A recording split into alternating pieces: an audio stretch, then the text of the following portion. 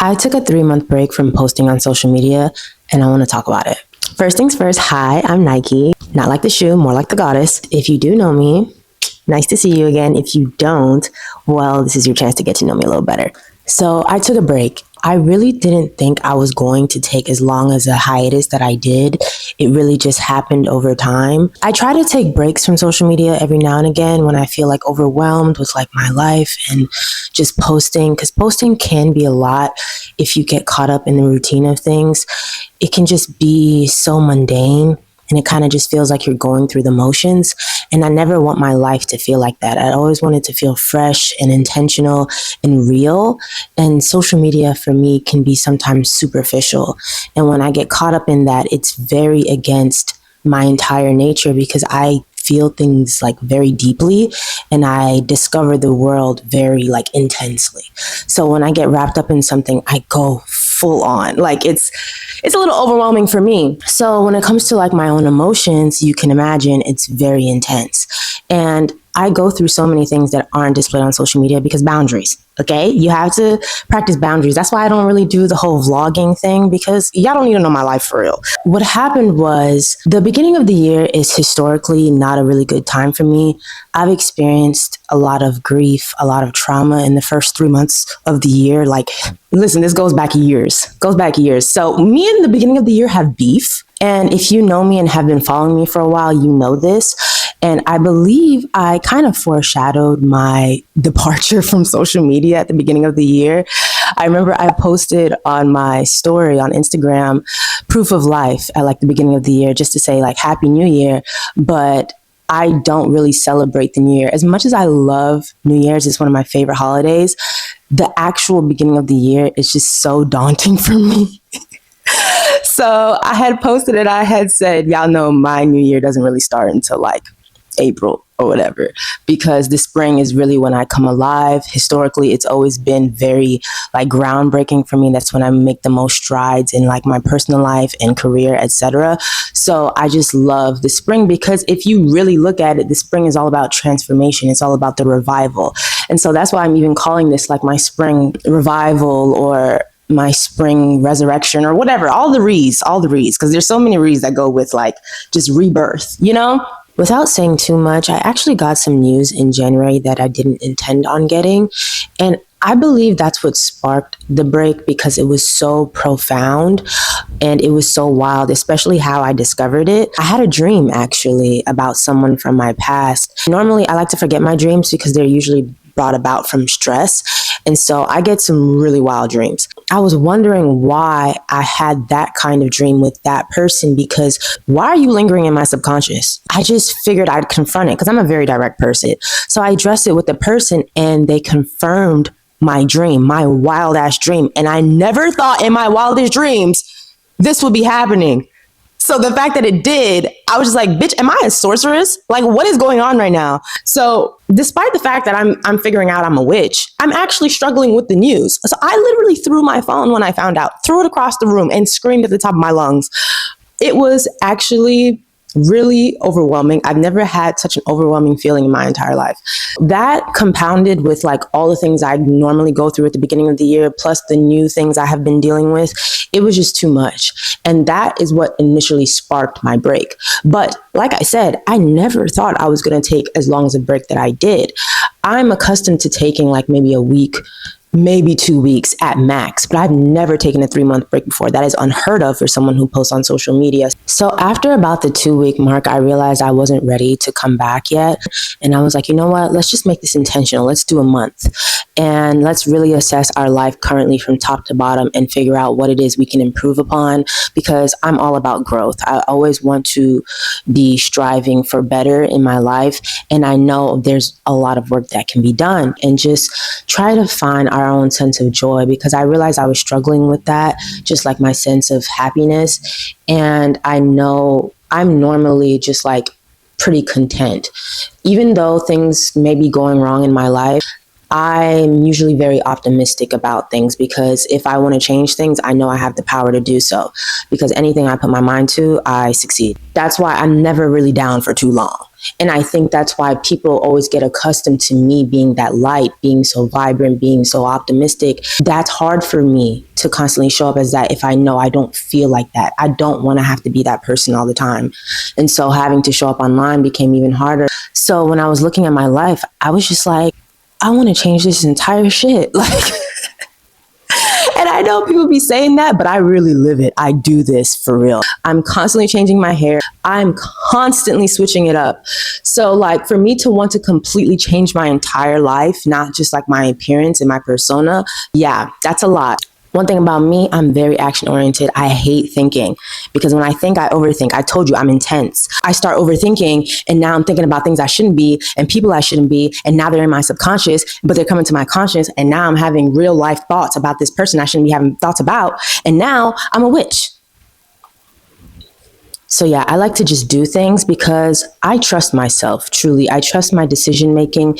I trust my energy because I feel things intensely. So if I am feeling something so strongly, I know it has to be true. Whether it's true for other people, whether it hurts or harms other people, I don't give it.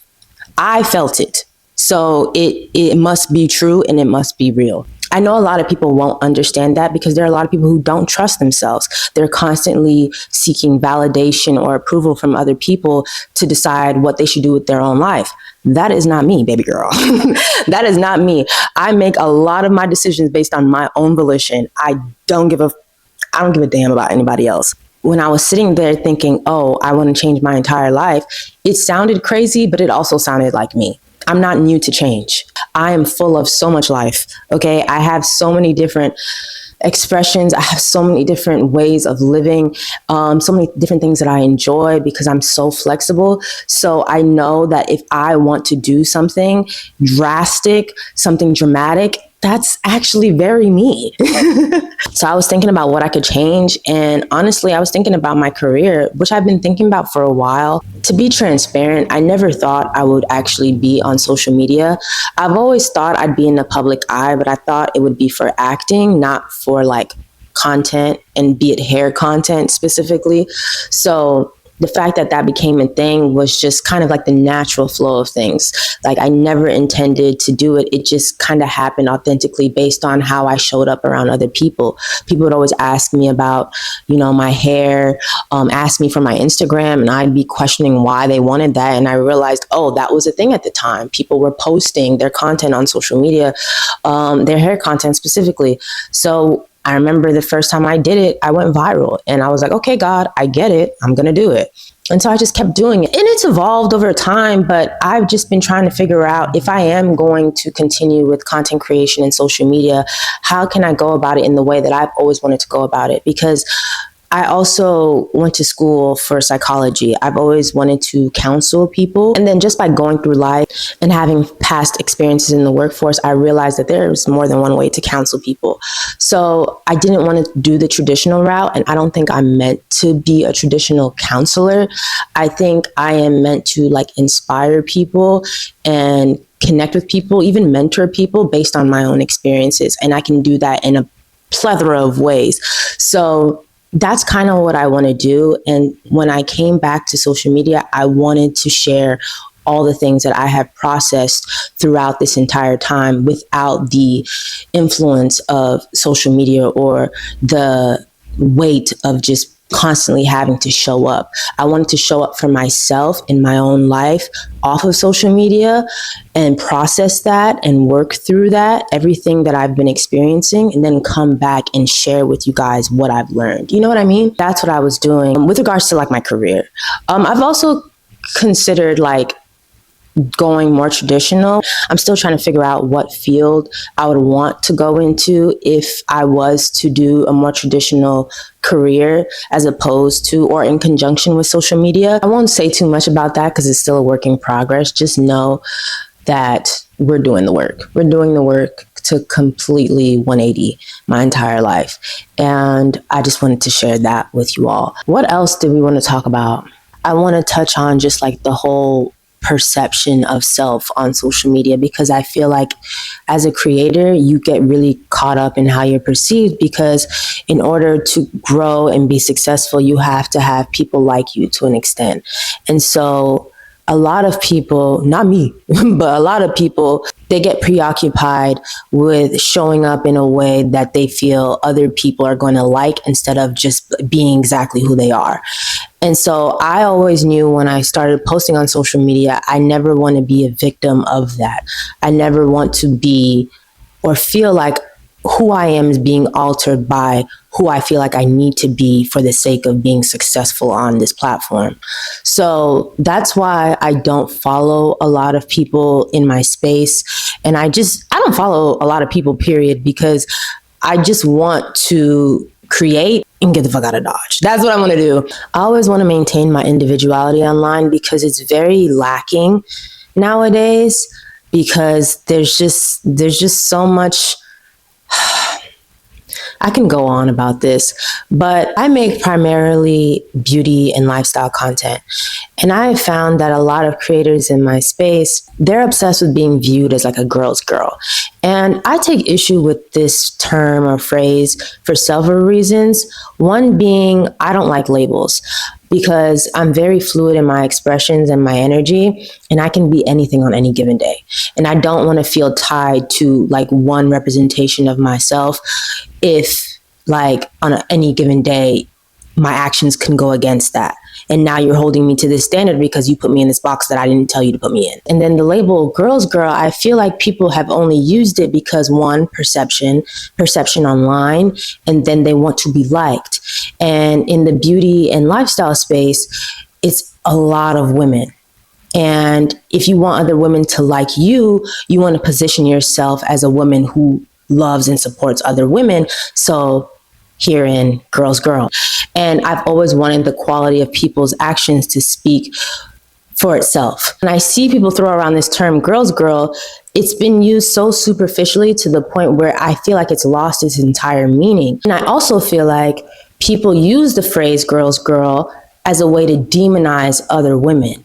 So if a woman does something that you don't like, you'll be like, oh, she's not a girl's girl. And then everyone will jump in and say, yeah, she gives real mean girl energy. I'm like, bitch, you don't even know this girl. How are you talking about her like that? Like, I see it all the time. When I see all the drama that's happened online, I just be scrolling because I'm like, y'all don't know what the hell y'all are talking about. You don't know this person from a can of paint. And you sit here talking about, yeah, she gives real mean girl energy. Have you met her? Have you spent any real time with this person? No. So why are you cultivating this whole perception of who they are and what their character is based on some random expressions you've seen online? Give me a fucking break. If I don't like someone, I don't need to create a whole thesis online about why I don't like them. I'll just keep it pushing. You will never, that's one thing you've seen about me. You'll never see me coming online talking negatively about somebody. I don't do that because I don't care. Like, if I don't like you, I don't need to fill my space with you. I don't need to devote any energy to speaking negatively about you. What does that do for me? Nothing, not a goddamn thing. If anyone speaks negatively on my name, that shows more about their character than mine. I promise to God, because I have never felt the need. Mind you, people have wronged me. Hella people have wronged me. Do I sit here and blab about it? No. I feel that shit. I talk about it with people who I trust so I can vent. And then I call it a day. I'm not sitting here making a whole thesis online about, oh, this person wronged me, this person disrespect me, this person's a mean girl, I don't give a damn. I mean, I do care, but not enough to like, a lot of people are concerned with other people validating their feelings and almost ganging up on other people. I never want that, because if you have interactions with someone, let that be what it is. And then call it a day. Honestly, when you've been a victim of being the villain in people's stories, you care about this even more. You don't need to profess that someone's wronged you to thousands or even millions of people on the internet if you learn to deal with that on your own. I don't need thousands of people to validate my feelings and then subsequently like villainize the person in my story, because that doesn't allow you the room and space to develop your own authentic judgment of this person's character. So why would I want you to gang up on this person in my story when you've never met them? I want you to meet them and then decide for yourself if this is a person that you like or don't like.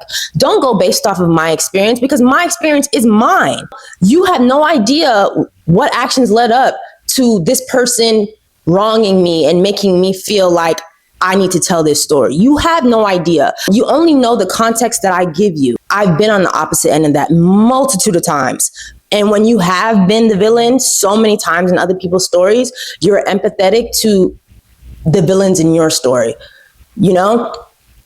Sorry, I don't want to cry, but like that's always been a sore spot for me, because like I told you, like perception has been a big thing, especially when I'm so intense. When I feel things negatively, I become the villain. But then people get so caught up in my reaction that they never see the cause, like what got me here. I'm going to give you guys an example of how my energy gets villainized in situations where people have wronged me in the past. Let's say I bought my ex a car. I did not buy my ex a car. This is just for the story. So let's say I bought my ex a car because he totaled it, and because I had the means to do it, I gave him the car. And let's say that he turned around and had sex with another girl in said car. As a result, I blew up the fucking car. He made a video about it and posted it online to say, oh my God, my girl just blew up my car. But because blowing up a car is so fucking batshit crazy, that's what gets focused on. But you know what's crazier? Your girlfriend buys you a car out of the kindness of her heart and the money out of her pockets, and you fuck another bitch in the car. That's wild. No one puts emphasis on that because, hello, we've arrived at a car being blown up. And so that's how things kind of generally happen with me. Someone wrongs me and it feels horrible. But because my energy is so intense, everything I do is going to be times 10, and no one's going to know or even remember the fact that something brought me here. So yeah, perception is a bitch. And because of all the things that I had been experiencing and all the things that I was like processing at the time, I just didn't want to risk showing up online as something and then people perceiving me as one way and then potentially perceiving whatever I was communicating at the time. I just didn't want to be perceived. That's what it was. That's what it was. Because I was barely being seen. But this video is kind of getting long, and I want to chat some more about some other themes that I explored during my hiatus. So we'll get into that in the next one. Hopefully you enjoyed this video and you'll meet me at the second one, okay? And make sure you subscribe, because we're doing it. We're doing the YouTube thing. I have so many things that I want to talk about, and I feel like this is the space to do it. And we'll see how this manifests. Like, I know I'm doing this like hiatus little mini series, but after that, where do we go? You know, like I said, I'm not a vlogger. I don't do that. We'll figure it out. We'll figure it out. And hopefully you guys can like give me some, well, not even, I don't need you to give me no inspo. I'm going to figure out what I want to do and do it. But yeah, let me know if you like this video. Give it like a thumbs up. Whatever y'all be doing on YouTube, I don't know. Leave a comment, you know, be intentional. Yeah, I'll see you guys in the next one. Okay, love you. Bye.